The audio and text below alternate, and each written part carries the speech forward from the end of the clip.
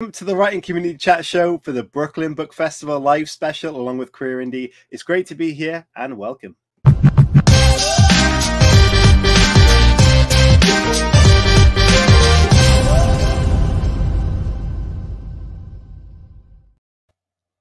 Hello everybody and welcome to this special episode of the Writing Community Chat Show. Thanks to Queer Indie who are also here with us, who have for the third year in a row set up a wonderful show for us to be on for the Brooklyn Book Festival virtual panel. It's incredible to be here. I'm sat here with Chris Hooley and the wonderful Mario Dell'Olio. Hello to you both. How are you doing? Greetings. Doing great from sunny California. Amazing. Chris, how are you doing? I'm very happy that Mario's with us. I think Mario should be a regular feature on the Writing Community Chat Show. So it's great to see his face. Oh, thank you so much. It's great to see both of you guys. We'd all love that, but Mario's a very busy man these days, and he's doing fantastically well, which is great to see. So, how is the writing world going for you at the moment, Mario? Well, it's been really exciting. Over the summer, I narrated 2 of my books, Letters from Italy and Coming About. So they are now live and published on all the different formats, Audible and Google and all the rest. But that's been very, very exciting. Although it's been hard to write some new materials, I have to admit. Yeah, you need some more life adventures, Mario, I think. No, thank you. Some trips to the UK at least. Yeah, Chris, you were missing on Wednesday's show because you weren't very well. I hope you're much better now. Yeah, I thought I had COVID because obviously that's knocking around again. But no, just plain old sinuses playing up. But no, I'm happy. I wish I'd have known about Mario's audio collection because I could have had his soft voice in my ear whilst I wasn't well, and that would have made me feel better. Anytime, Chris, you just call on me. Yeah. Maybe that could be a service that we promote on your behalf, Mario, where if people are unwell, you can phone them and just talk to them in a nice soft voice. Okay, yeah. So a new sort of phone comfort, maybe. Yeah, why not? Definitely, we'll give it a go. Yeah, so we've got an incredible show lined up for you. We've got a bunch of panelists ready to come on the show and chat with us. And we're going to talk all about the wonderful world of destroying fictional worlds and creating them, along with the characters as well. And we're going to talk all about this show, about the Queer Indie show group as well, and all the authors involved. And this is for the Brooklyn Book Festival, which is an incredible show in America that has a whole bunch of virtual panels leading up to this weekend as well. So please go and check them out if you haven't already done so, and we'll post the link for that somewhere, I'm sure. So Mario, you've got a bunch of guests ready to come on and chat with us, right? Yes, we have an incredible panel for Queer Indie. I would say actually the person whose brainchild this was is definitely Halo Scot. She really spearheaded this whole thing a number of years ago and still is our leader. Then we have the wonderful Ash Knight, who is an incredible author, and she hails from the western part of the United States. And then we have our wonderful Mr. Merkel, who is just amazing and does some great works, tons of books, and he comes from the Midwest as well. So I think that's all 3 of the Queer Indie people, including myself right now. And we shall pop them on screen right now for you guys so you can meet these wonderful people. Thank you for being here, guys. How are you all doing? Halo, we'll start with you. How's things? You could unmute yourself if you'd like to talk to the audience. I was coughing. Good, rainy, but good. Yeah, things have been good. Yeah, fantastic. And as Mario rightly said, not only are you spearheading this incredible show for the 3rd time, you're also our very first guest, which we've alluded to many times. And we're still so grateful for that and your amazing support of the show. So thank you so much for doing all that work. No, I'm so grateful for you guys. This is a blast. Brilliant. And Ash Knight, hello and welcome to the show. How are you doing, Ash? Hello, I'm great. Thank you. I'm so happy to be here. Yeah, fantastic. It's really good to see you again on the show, and we hope you're doing well, and I hope you're full of writing wisdom and, you know, working really well in all those sorts of avenues. Trying to, yeah. Thank you. Like the rest of us, trying hard. And Mr. Merkel, looking fabulous there. How are you doing, sir? I'm fine. How are you today? We're good. We're excited for this show, and you know, it's really exciting to have everyone back together, and people in the community joining us and working on this show, which is the Brooklyn Book Festival, is something I think is really special for us all. And it's really nice that Halo has spent a lot of the time and effort putting all of the background information together. So we're very grateful to her for doing that, and you guys as well for being part of that organization. Yeah, and we've still got a couple of guests in the background there, Chris. We do. I can't see them, but I'm guessing there's a couple more to come. So the screen's going to get very full in the next few seconds. There are. We have two more to come on, and Anya Pavelle, who loves to write sort of in the fantasy genre. We've had her on the show before. She's also a fantastic support of the show. Hello to you, Anya. How are you doing? Anya. Hi. Well, I hope everyone is too. Excited for this show. We are indeed. Yes. All things good for Anya? Yes, they are. Yes. Amazing. So, more right, which will be a lot of fun. Yeah, and Chris, one of your very best friends is now lined up for next to come on, our last guest, who is, I believe, your accountability coach at the moment. He is my accountability coach, and I'm very grateful for him. I wouldn't say he was the best guest because obviously we've already introduced Mario, but he's a very good second best. Yes, and we are indeed talking about the fabulous Ross Young. Hello, Ross. Welcome to the show. How are you doing? Hello. Simply the second best. Right, well, that's fine. I can take that. I'm okay. Honestly, I'm okay. I'm not going to sit here for the rest of the time we're on just sulking. That would be petty, wouldn't it? Perhaps, yes, but rightfully so. Yeah, what does it say at the bottom of your apologies in advance under your name? I like that. Just putting the feelers out there in case something goes a bit drastically wrong. Yeah, I mean, it could have been worse because when we started the last show, we did a little pre-show, and Ross opened with something massive, and he was mentioning an appendage. So I'm not going to go there tonight because obviously we're classy. You know, I'm not going to bring it out, Russ. Something that didn't happen. That isn't how it happened. But anyway, it doesn't matter. How is everybody? It's been ages since I've seen some of you. You're well? Ross, you're huge in my book. What picture book is that, Mario? No, it hasn't been published yet. And then some of us you have to deal with every day. That's true. Indeed. That's true. Many of you I do see more often. Yeah.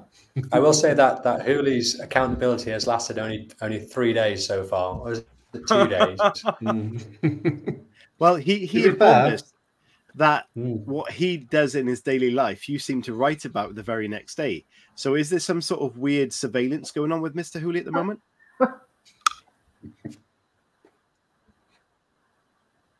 I think they can write about that. Like the fact that Hooley writes about something and then Ross. Yeah.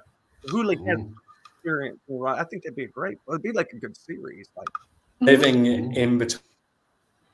I think Ross is very much frozen in his French. What do we call it? It also says mute. Yeah, I think he's muted himself. Okay, broken. Technical issues, guys. All right, so let's start with a bit of the show information that Halo's wonderfully put together. So maybe he'll come back. Oh, he's back. Hello, Ross. No, I am here, but I am having some really bad connectivity problems today. I can still hear everything that you're saying, you bunch of people. So I will try my best. Okie dokie. Right, so first of all, the Queer Indie Group has been a wonderful part of this from the beginning and have invited us to be part of their show for the Brooklyn Book Festival. So although this is being broadcast on the Writing Community Chat Show, it really is belonging to Queer Indie and their efforts. So we're very privileged to be part of that with them. So we'd love to chat to maybe Mario or Halo to let everybody know what Queer Indie is all about and where that kind of originated from. I'm going to pass this to Mario because I think Okay. he's more articulate. Well, I don't know about that, but well, Queer Indie, as I said, was the brainchild of Halo Scot, and she reached out to a number of us who are writing, and what we wanted to do was organize a group of authors that was the tagline being radical acceptance, and that means everyone included, and in indie writers that identify in whatever letter of the alphabet, and that we were the community to support that. And there are a lot of us out there, and we want to invite more and more people in. We have a wonderful directory of incredible books by queer indie writers, but also by ally writers as well. So it's something we're very, very proud of, that we include everybody in our big tent of queer indie. Every book How did I has a do, home. Halo? Definitely. And just for people watching that are new to the whole concept, how would they go about being involved with queer indie, whether it be as an ally or in any other capacity? How would they go about doing that? Well, we have a great website and YouTube channel, and you can also find us on Twitter at queer_indie. And you can message us there. And if you would like to get in our directory, there's a form to fill out, and we'll chat with you and see if you make the what do you call it, the cut, right? Because we're very, very exclusive. Very exclusive. Very, very exclusive. We're exclusive yet inclusive. We're exclusively inclusive, yes. Fabulous. We're not that exclusive. All you have to do is not be mean. Garbage. A terrible human. All you have to be is a good human. That's it. So and a writer. Yeah, wonderful to hear the origin of that, and sorry for popping out right a second there. Issues. Chris Hooley, pass it over to you then about the WCCS and where that kind of originated from, and you know what that means to us in the community.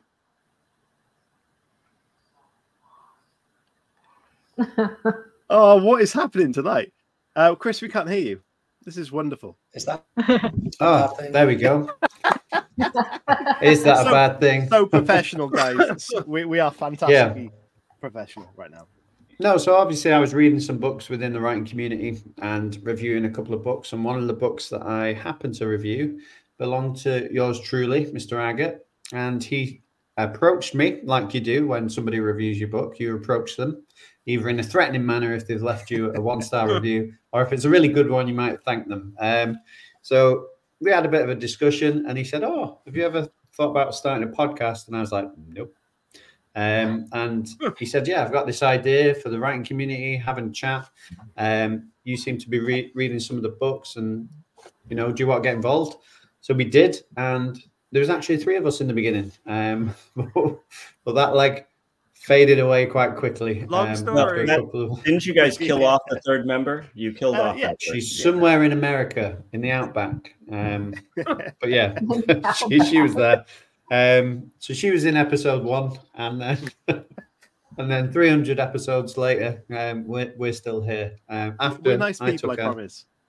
Yeah, we are. I took a hiatus though for a year because, I was doing other things, trying to educate myself in the world of academic fiction writing, and then I realized actually you can get everything you need from the Writing Community Chat show. You don't need to spend a load of money on a course. So if you're new to watching the show, we've got all the advice you could possibly need and more, and then we've got some helpful tips from Ross as well. Yeah. Well, I was going to say that you don't get a certificate from watching the show as you would going to university, but we can make you one up if you really want one. So there you go.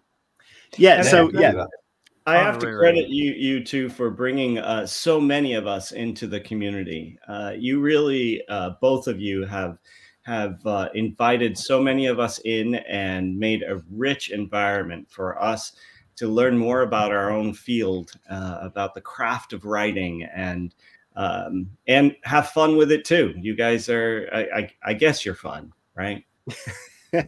We have our moments. Yeah, but today we're talking all about world building, which I think is one of the most incredible assets a writer can have, especially if that involves, having a world that isn't an original standard world that we live in now. Even if it is, then the ability to create that world with environment and specific kind of interest, I think, is very, very powerful. So has anyone been kind of subject to seeing a world, whether it's recently in a book or on TV or film, that they've been really inspired by or felt was very well done? Anyone recently gone through that? I've been watching Station religiously. Oh, it's based on Isaac Asimov's books, and it's done by Apple TV. The world is superb. It's not just that they recreated Asimov's world, but they made it richer, because I think Asimov can be a little dry sometimes, and they made it this, I don't know how to describe it exactly, but every single sense that you could want to experience, I think the viewer does, because the costuming, the architecture, and the way that they construct these different worlds. So I have to give major props to the people involved. Fantastic. Yeah, really good. And you go, Mario. Yeah, no, I just finished watching the series Ragnarok on Netflix, and I thought they did a really great job of blending the real world with the world of Norse mythology. I thought they did a great job of blending those and building that and teaching us along the way. So that was very cool. So Mario, you oh, go ahead. Sorry. Sorry, Drew. I was going to ask Mario then, because obviously you talked about blending real world and fiction, and that's exactly what you do in your books. So how do you go about doing that? Like, what advice could you give to people? So I think what I do is definitely I go from what is in my head, what am I thinking about with regard to how people relate to each other, and I believe that if you are, no matter what world you're in, you have relationships, right? Whether it's a world of post-apocalyptic or mythological, the relationships between the characters and the struggles and the battles are going to be of prime importance, right? So you build on that relationship. So in each of my books, I really do spend a lot of time on how the characters relate to one another. And when I read a book, I like to know what's going on in the character's mind. And I think that's what we relate to. Even if the world is fantastical, you can relate to what's going on, the insecurities, the drive, all that, the jealousy, all of that stuff is what makes a good story. And you build the world around that.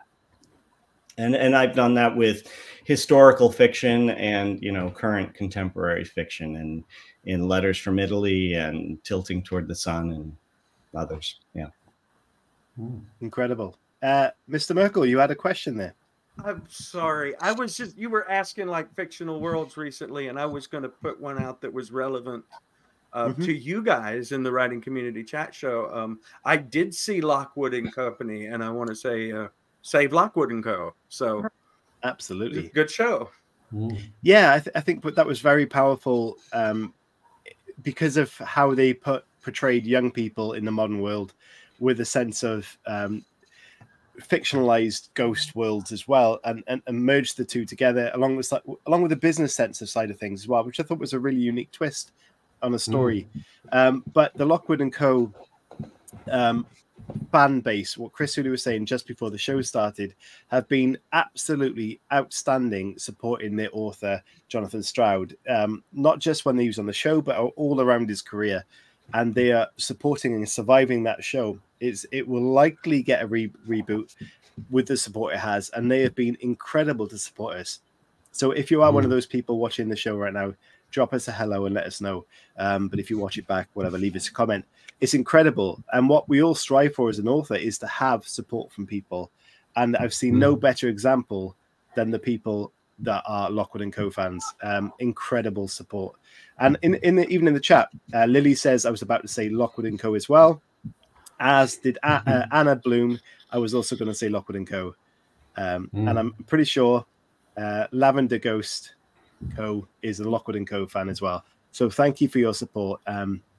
Yeah, unbelievable. Anybody else? Oh, sorry, Chris. I'm keen. I was going to say we've got loads of really good world builders in the chat, and I think the reason why we pick world building is because there's so many great authors in the chat that are really good at doing it. So what we're not so good at as authors is telling people what our book is and what it's about. So my question to everyone in sort of like a round robin scenario is, tell me about your book and how you created the world in which your book is existing. Go. Who you picking out first, Chris? I'm going to do this and then look down. Okay, so I guess I don't do a lot of like world building per se in my like romance novels, but which are what? Which are so I have one idea with Stay. Basically I just wanted I don't know, it's more character building than anything, but I just wanted like a small part of everyday life, like a community that was believable and relatable, that the characters in my story really fit into, without question, basically. And so it's not small town feel, but it's kind of in like a Portland suburb of somewhat small. But it takes a lot of looking up things, and like at one point my characters go to the Portland Zoo, and so I'm like, you know, searching for all of the information about that. It's just, I think, you know, you make it as unquestionable as possible. Yeah. You know, so it's realistic without anybody going, I'm not sure about this.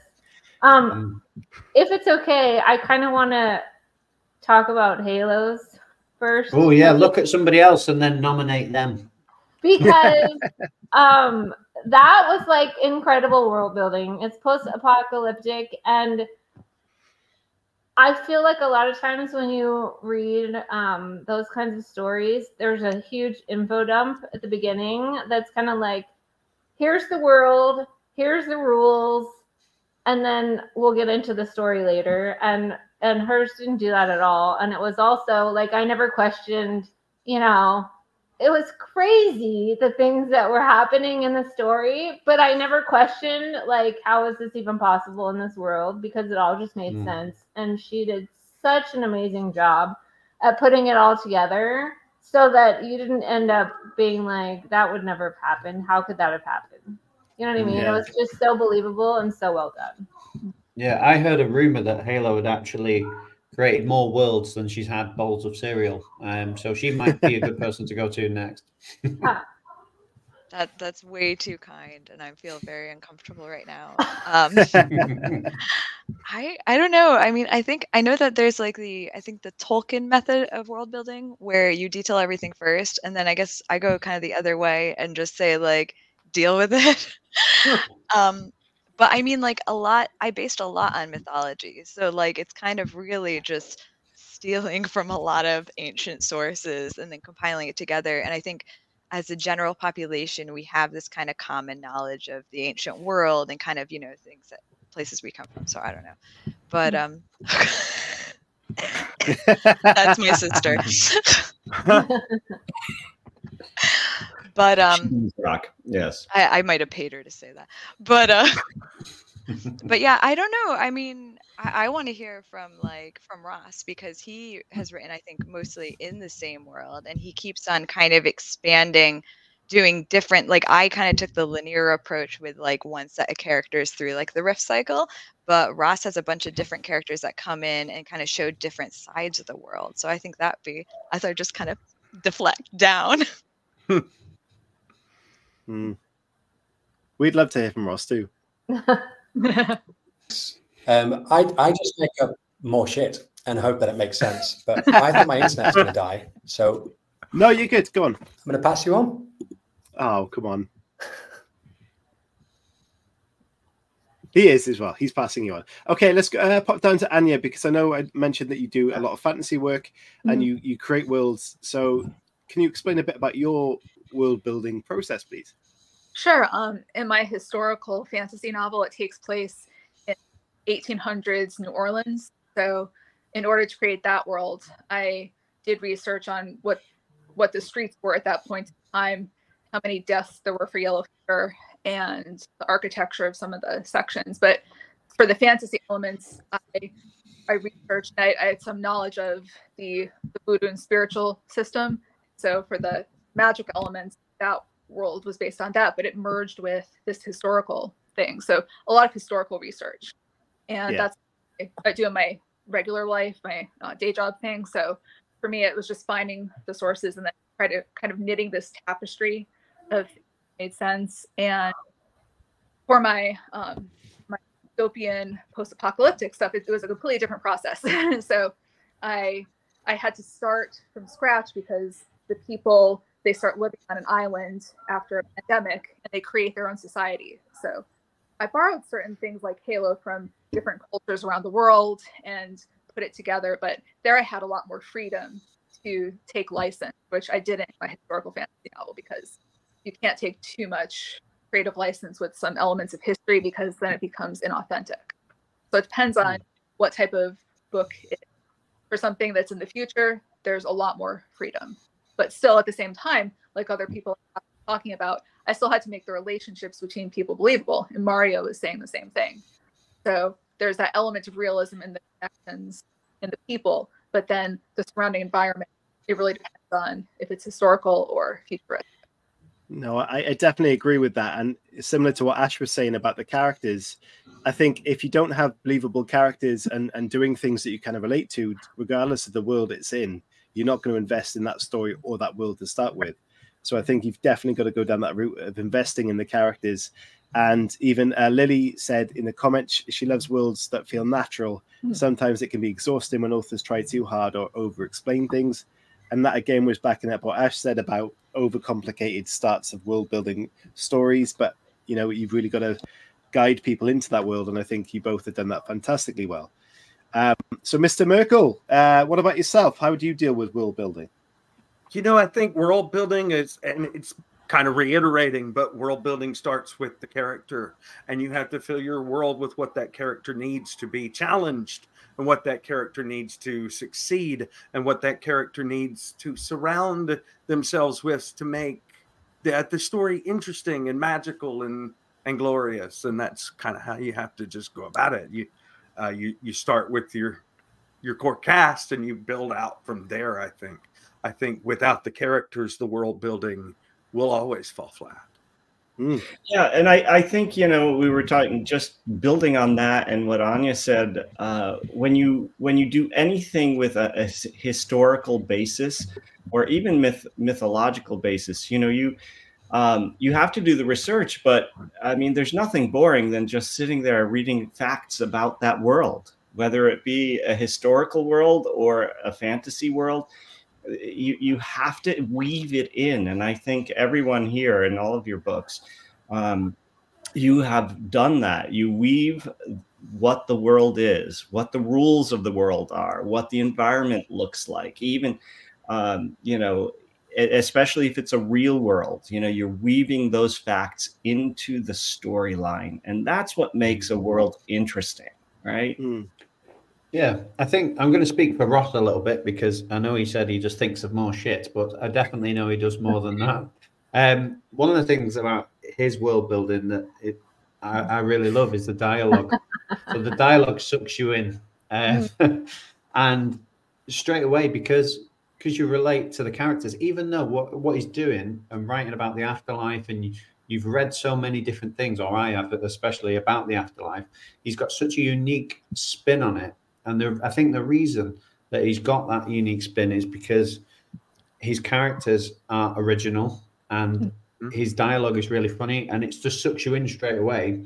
And then you start to believe all the crazy stuff that's happening because you're invested in the dialogue of the characters, and that's relatable. So the world itself is not relatable because obviously we don't know what the afterlife is like, but the dialogue and the camaraderie between the characters is definitely relatable, and that's what sucks you in.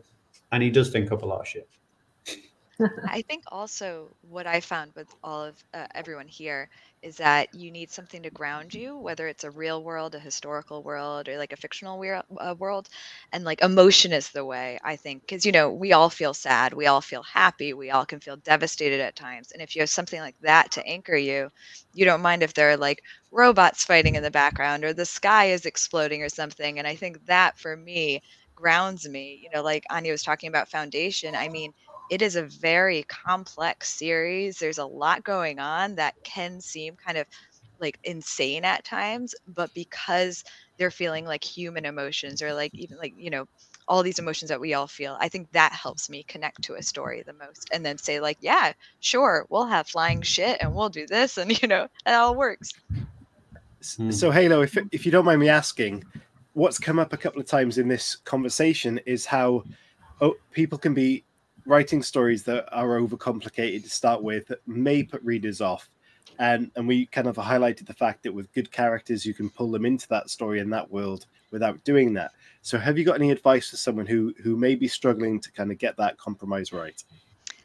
What I do is I have a whole world building document where I go crazy and I get all like horny for world building, right? And I'm just like, here, I know everything that goes on. But then what I do is when I start writing the story, so the audience doesn't know all that. Like I know all the shit and I know stuff that like no one wants to know. I know what they have for breakfast and stuff.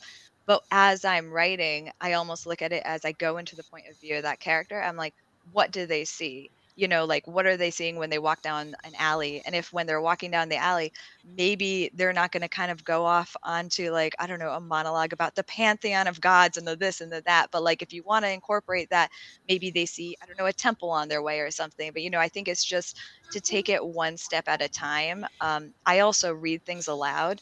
And if I'm tripping over my words, which usually happens with like info dumps, then I know that I need to like calm down and like, you know, save the nerdiness for later in the document. So yeah, I would say put yourself into that person's shoes and also realize that someone in the world isn't going to necessarily over explain everything, you know, like I might not be like, here is my bedroom, here is the drywall, here is the paint on the drywall, you know? So like I think only relevant information is important to include too. Yeah, fantastic. And that's the difference between telling and showing, right? Yeah. You're showing them through the characters rather than telling them all of that info dump stuff. Which I mean, that info dump stuff's always fun for like trivia night, but yeah. And sometimes you just have to. Sometimes you have to go into a situation and dump a little info. But it's best when it's not obvious. It's best when you trickle it into their head slowly and let them build up and become like they feel like they're a part of the world but if you have to stop to read. I mean, who likes to stop and read instructions? Then not me. We don't read the instructions. So we talked about the characters and those being a crucial part of you pulling in the reader into the world that you're building. But what about a character's backstory? How do we create a reliable and realistic backstory that invests the reader into that character? What about you, Chris Hooley? I was kind of hoping you wasn't going to ask me this question. Unlucky. No, I genuinely don't think I'm the best person to answer. There's a lot of really good, obviously, writers here that think a hell of a lot more about character than I do. Like Halo saying what characters have for breakfast, that doesn't even cross my mind. It probably should, and that's probably a sign of things that I've been learning over the past year in terms of if you do know all those small details, then your story will be better as a result. I think my main character, Jack, in my only book to date, looking back, I think he's very hollow, and I think I would change a lot if I had to rewrite it. And I think the characters around him are a lot more fully formed, and I think that's because when I was writing it, I kind of limited myself to how he saw the world, and I wasn't necessarily thinking of myself as a creator and designer of the story like I kind of do now. So I think all those things are really important in terms of knowing everything that's come before that point. Like, your story is meant to be a snapshot of your character's life. And if you know everything before and how they would react, like, I can't remember who said it, but somebody said, how would your character react in an argument? How would your character react if someone spilled coffee on their jeans? Like, if you know the answer to all these questions, you're going to have a really good character. And I don't think I had that first time around. So I'm going to pass it over to somebody who I do. And I'm going to go back to Halo with her fading voice. Jack isn't hollow at all, I'll say. I didn't find him hollow at all, because I think, I don't know, I'm going to go back to emotion. You know, I think there are formative moments in everyone's life. And I think if you can find those formative moments in your character's life, it can really inform you. Like, I always like to find out, you know, what does my character want more than anything? You know, what do they fear more than anything? What are these strong emotions? You know, what do they love? What would they sacrifice for love? What would they sacrifice love for? You know, asking the really hard, like, questions usually ask after like 5 beers, and you're like, let me, you know. So like, I feel like that's what I do, and have a sit down. I also try to find a direction for the character, because you want them to grow throughout the story, you know, because otherwise they can kind of fall flat. So usually it's just about giving them flaws, really, making them human, making them, you know, mess up, making them fail.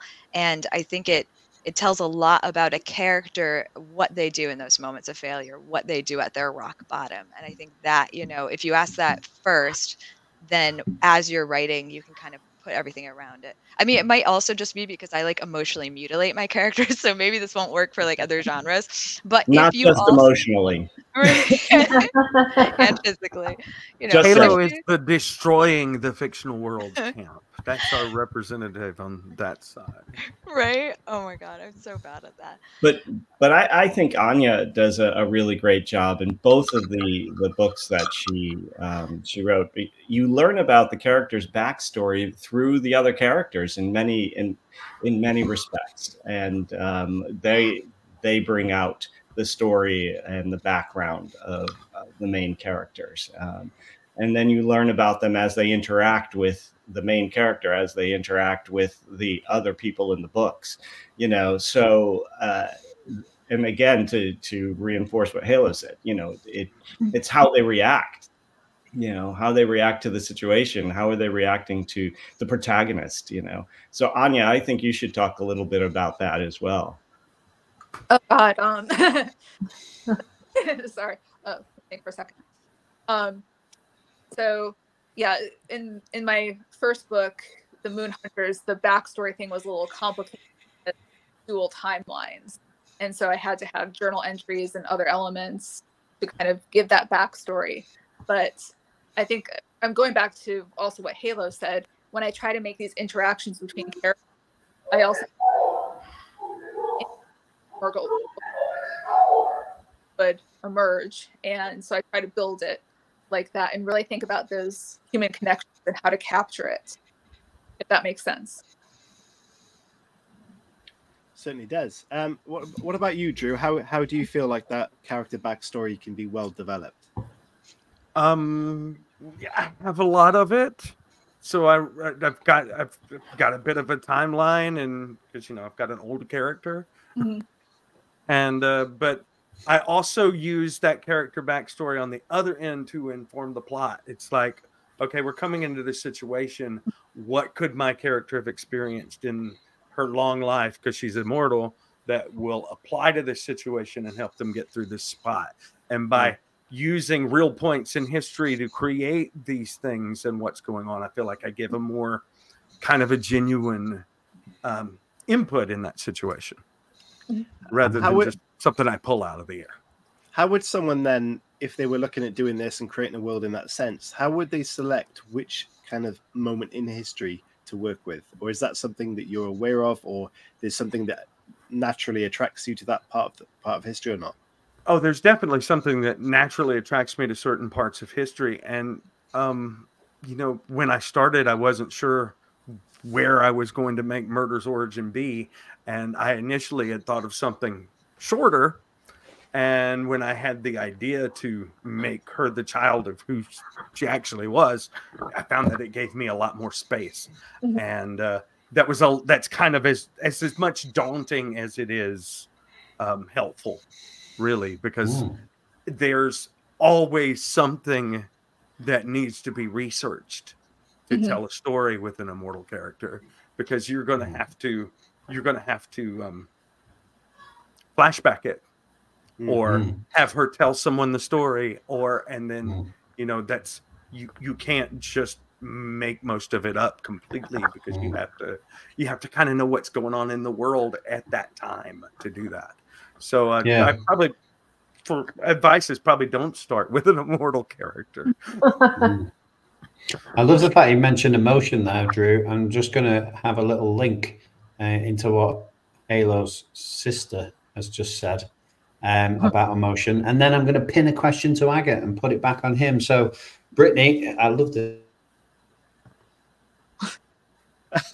Horseman, a totally ridiculous show about animal people, but it also draws you in and destroys you, because the story heavily centers around on the characters' emotions. I completely agree with that. Love that show. And obviously you can bring emotions to animals.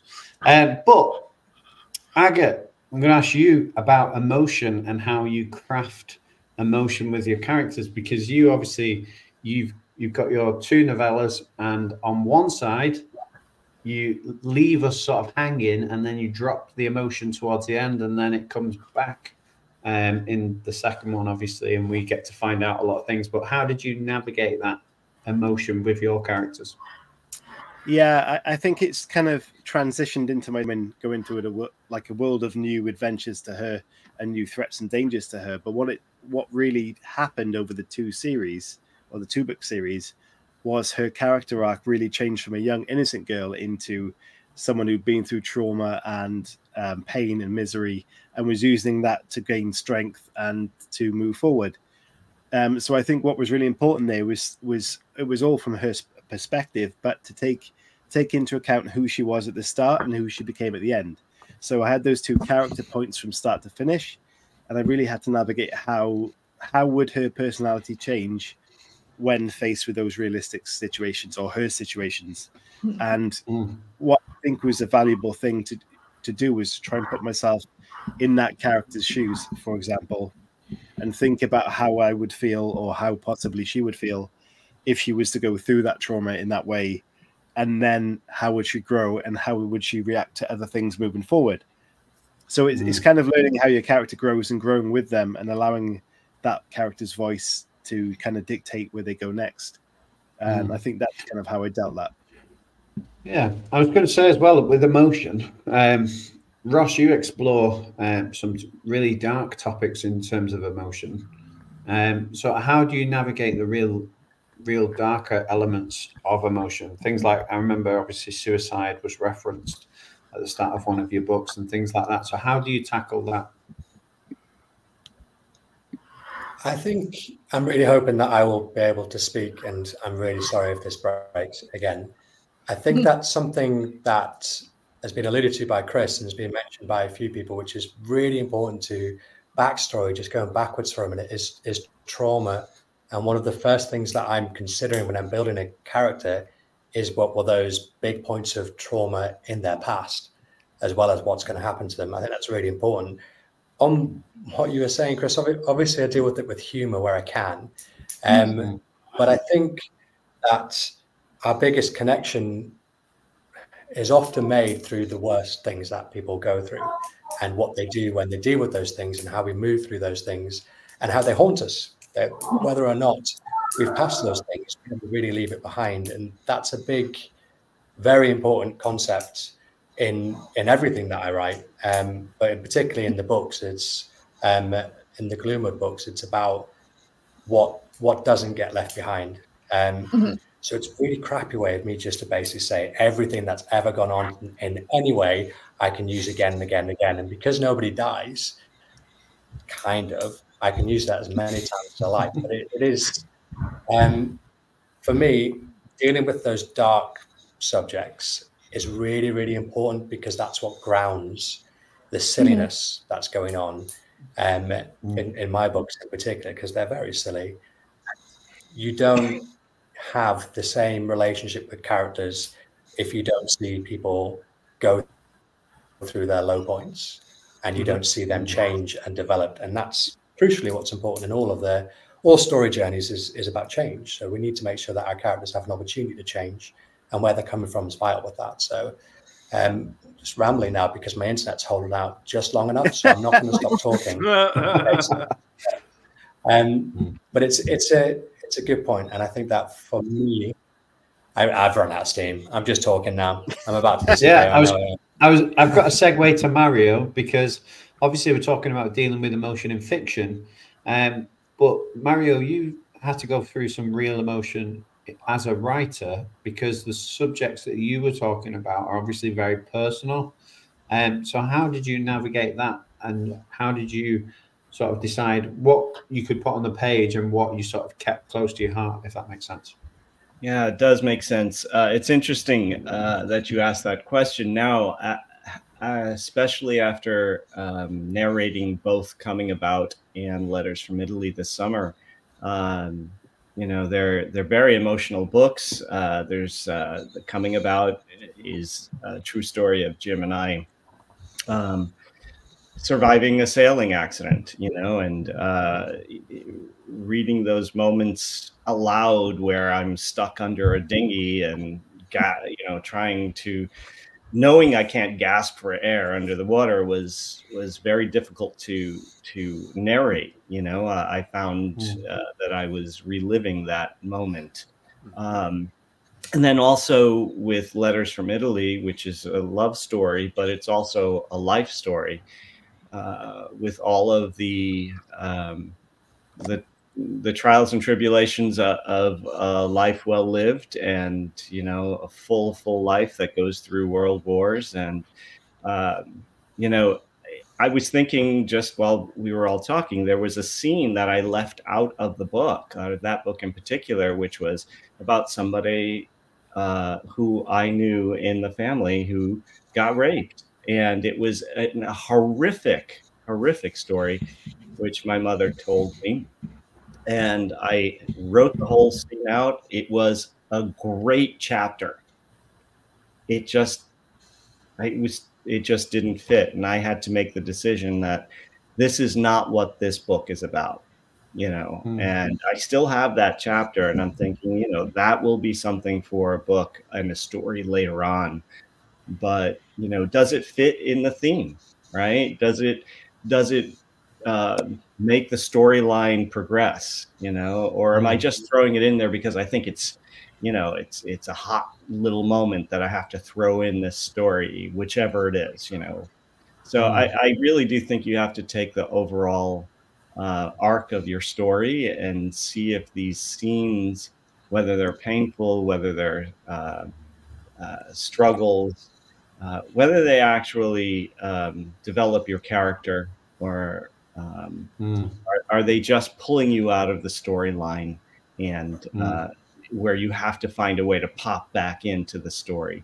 So it really is the arc of the story and the arc of the characters. Yeah, I was going to say, because when you were just saying that in terms of like what to put in and what to keep out, there's a scene in my book that I really remember. When it came to me, I thought, I don't know if I can actually write that. But in the end, I did write it, and it was in the book. And it was really difficult for me, and emotionally, like I felt quite emotional writing it. And when I had to edit it and read it back, because I tried to make the characters as believable as possible, and this is the scene that I'm referring to. A young boy dies, and I was basing that young boy on my own children. And I needed to do that for it to be as believable as possible. But it was also really, really difficult for me to actually physically write it and then read it back. So yeah, how do other people? Yeah, you actually messaged me about that and was like, "How dare you? How could you do this?" But yeah, in terms of like, has anybody else had that experience where they've come to a sort of fork in the road as in terms of, I know it's right for my story, however, I'm not sure if I can write that next scene type thing.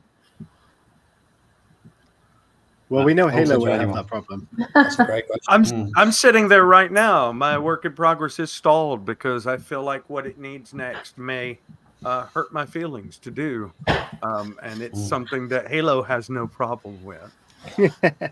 So if that tells anybody here anything, is like I'm currently halted at whether or not do I take the road where a character dies, or do I take the road where I can make it all happy. I've been asked questions by Halo before that has made me want to stop her from writing the scene.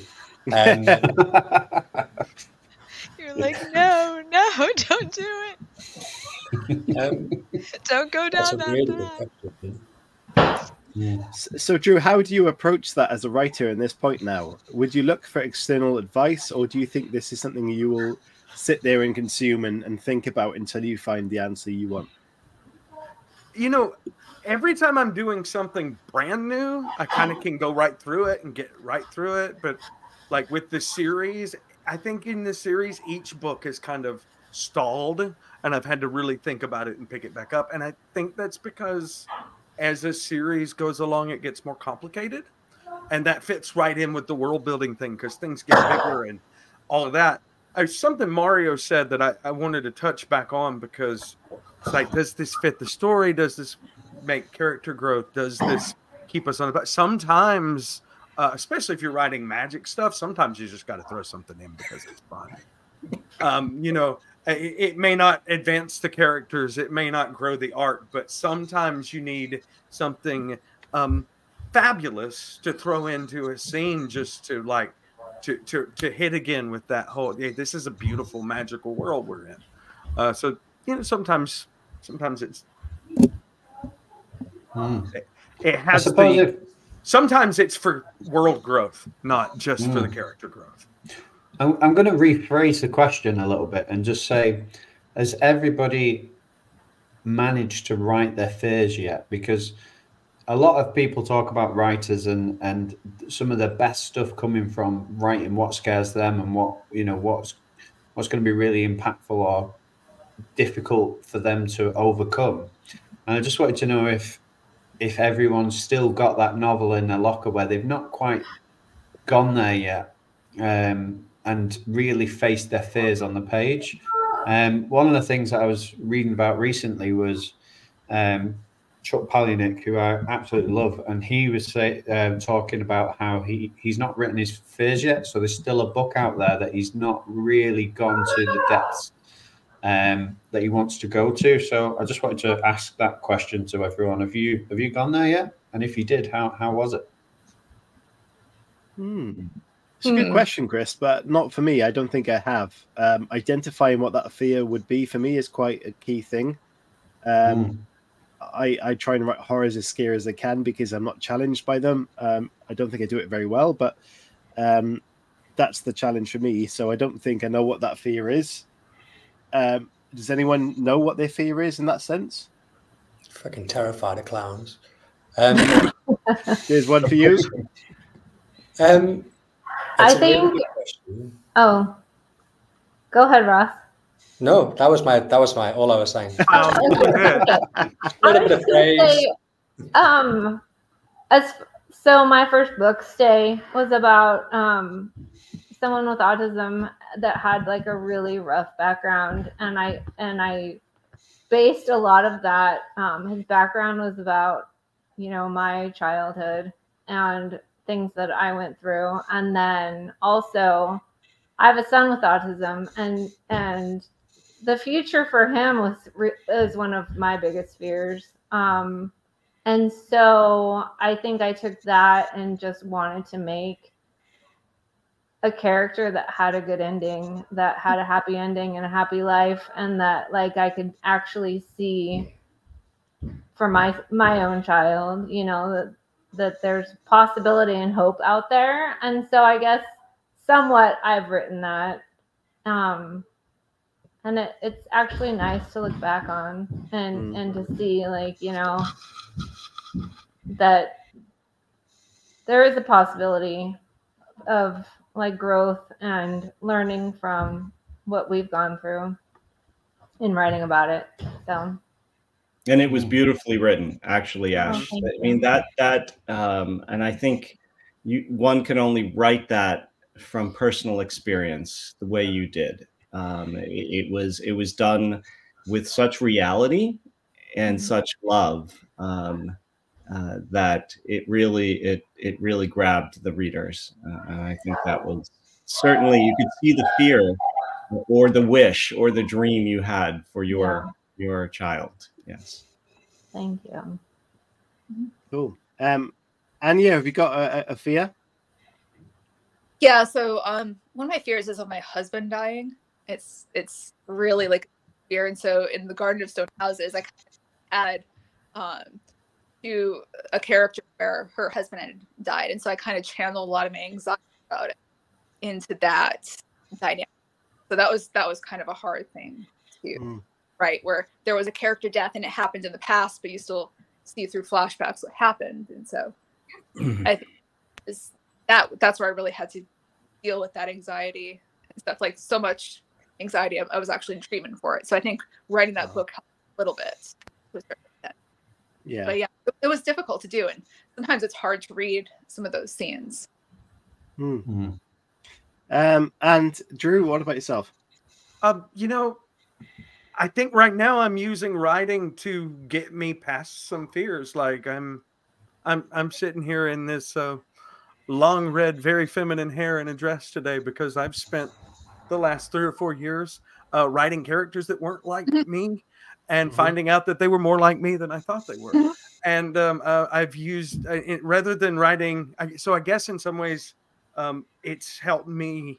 The writing has helped me face some fears about myself and about who I am and about where I am. And so, yeah, it's still a journey. I'm on it. It's still progressing. You're riding that wave. Amazing. And go finally to the Master of Darkness. What are your fears? Do you have any, or do you just create them? Funny how we all know who that is. Yeah. Except everybody's eyes cut like this. Wait, you're talking about Ross or me? Sorry. Oh, come on, Halo. Halo.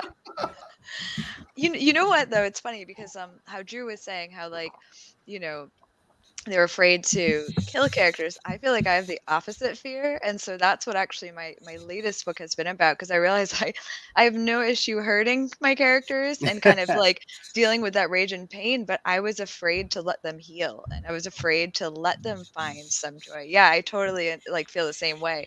That's therapeutic, and I think I was falling almost into those kind of habits of doing the same kind of tonality, and so for me, changing it up, I mean, it scared the shit out of me to be like, okay, this character is gonna live. Okay, this character is gonna be happy, and I was just like, I didn't know how it would change my writing or the story. It says something when the surprise in your story is the survival of a character. They're alive. But yeah, we're flying through this hour. So what I'm going to do is there's a couple of questions come in, both from Lily. So I want to read those two because I know we'll have some answers for them. The first one is, what chapter or paragraph or piece of world building have you cut from a book that hurt the most to cut? Was it difficult to cut because you thought it was really cool or because it was personal? That's a great question. Has anyone got an answer for that? I mean, I could say quickly that I cut 50,000. Oh, sorry. Go ahead, Ross, because your internet's spotty, so you go first. No, go on. Well, I'll just say quickly, I wrote 50,000 words in the wrong direction, I think I said before, and I had actually set... Me too. Right? It's a great club to be in. And I ended up cutting it all because partly it was too personal. I don't usually self-insert, like, I'll put parts of myself into my characters, but it was just basically there was this one character who was way too much me, so it made me just really annoyed. And then I ended up cutting it all because it wasn't the right world. It wasn't the right world conflicts and stuff. So I definitely have, I mean, I don't know if it's a piece or a paragraph, but I have cut like half a novel out. Wow. That's amazing. And the final question, because we are pushing on and we do have the after show to deal with. Lily, thank you again. what have you discovered about yourself, either big or small, through your writing? Which is a great question. We'll try and get through everyone with this now. Let's go with Chris Hooley. Well, I was going to go to Ross because he's, you know, with the references that he likes to make. Ross will answer later on Twitter or whatever. Nah, he's good. Come on. That's for the after show. One of the things I think, obviously, I touched on it a little bit before, but being self-reflective in terms of, I think writing is a constant process, and I think for a lot of us, even when we put the book out there, we'd probably still change a lot of things. And I think it's about sometimes just letting go of that and being confident enough to say, you know, my part is done here, type thing, and move on to the next. But still being reflective, like I said, in terms of, you know, there's things I would change if I went back and rewrote it. There's certain scenes that I would probably take out and change the character arcs a little bit and tweak them. But, you know, as far as I'm concerned, it is what it is now, and I've left it alone. But I'm going to take that on board. And wow, yeah, I think that's my signal to pass it over to somebody else. Yeah, do you want to go around the table, Mario? What about yourself? Yeah, I think for me, you know, in writing, I started my next novel, and it's also set in Italy. But it's historical fiction, and I read the book because you on your show, the Writing Community Chat Show, talked about Save the Cat many moons ago, and so I read it, and I'm like, this is fantastic. So I started to write my next book in that way, following that plan, and I found that I couldn't do it. And because I get my ideas as I'm writing, like the character develops, it comes alive in my writing, and that's something I discovered. And I guess that's a pantser writer rather than a plotter. I mean, I know I know what the end is, right? So in that regard, it's just how it's going to get there. I have a broad idea, but I can't write in beats, you know, which is what that book is all about, and allowing myself to value my creative process. So brilliant. Yeah. Halo. I think I have learned about myself that it's okay to be imperfect and it's okay to fail. And I think that's been a big thing for me because I tend to be a bit neurotic about things. And yeah, I think it's been nice to kind of let things be a bit messier. And I think it's all a reflection, like writing is a reflection of life, and, you know, letting things be a bit more easygoing. So yeah, and like, I mean, when you're writing a book that's like 100,000 words or something, it's not all going to be perfect. And if you try to make it all perfect, you're actually going to end up suffocating the characters or suffocating the plot or the world building. So yeah, I would say that learning to fail and loving to fail. That's so cheesy. Woo! Brilliant. Okay, moving on to Ash. How do you feel about that question? I think it's writing is so hard, especially when it's like emotional, and I feel like most of my books are like very personal and emotional, and I have a hard time leaving things out. I have a hard time cutting things out. But it's also very therapeutic, you know, just getting things out there. And I like creating characters and their backgrounds is like my favorite part of writing, just because it's so interesting to me the way that you can make characters interact with each other, and just even by different expressions that they have, gestures that they use, like the way that their dialogue is different from others. I don't know. I feel like you can just learn so much about yourself and how you perceive the world through writing, and that's not even just writing in general, not even, you know, a novel or something like that. You just learn so much about yourself in the process. Brilliant. Great answer. Drew, what about yourself? I kind of feel like I covered it. I mean, you know, it's helped me embrace me. I think I've got it in one of my bios somewhere across the internet. Is writing helped me find my truth, and everything else is just a bonus. That's absolutely fabulous, and that really is a great kind of response to that question. And I think for anyone who may be looking to find themselves in any sense, if writing brings them that that response is brilliant. Even Lily says in the chat, she says, I was such a perfectionist as a kid. It literally took me years of therapy to figure out being imperfect is okay. And writing seems to be the cheaper route. So I think that's a great response to what we're talking about, and that writing can really help you find A, who you are, and B, flesh out those kind of ideas in your mind and feelings that you have, and using those emotions to like throw onto the page. Fantastic answer, Drew, and response, Lily. Anya, what about yourself? Have you got an answer to that question? I think basically writing gave me a new creative outlet. I have this creative energy that if I don't channel into something, I get like a little angsty. And I think a lot of people here totally understand that. So this is about, I guess, finding myself. Also, it's balance where I'm allowed to indulge in that creative side.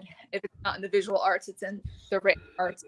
And I actually feel then that there's some way to channel whatever impulse that is. So it's with, I guess, forming something tangible out of the creative, restless energy that drive me insane otherwise. Yeah, brilliant. Ross, have we got internet to speak to you? What do you think about that? I'll try very quickly. There's a lot. There really is a lot, and there's a whole lot to unpack. But I'm not going to go through everything. This isn't therapy. But one of the really big things, not with my internet. One of the really big things that I've kind of discovered, and it took me a long time, and a lot of you know that there was a big break between my first book and then coming back to writing. One of the really big things was finding my. It sounds so American, you Americans. I felt like it was more about finding my own voice and being myself. And I think that was a really important thing in terms of not writing. I'm not really sure how to put this without sounding like an even bigger dick than I normally do. Not being afraid to sound completely different from any book I have on my shelf. That's a big thing. And I think that it took me a little while to realize that it's okay to take inspiration, but you're not trying to be a different author. You're not trying to sound like a different author, and having your own voice and not being afraid to go in your own direction. You're right. It's quite an important thing because, I mean, it's a lot about confidence. And I think that that's something that we develop as we get older as well. But I think that for a long time, and certainly not in my writing life, then spent a long time trying to please people, and it took me a long time, and writing really helped me realize I don't really care.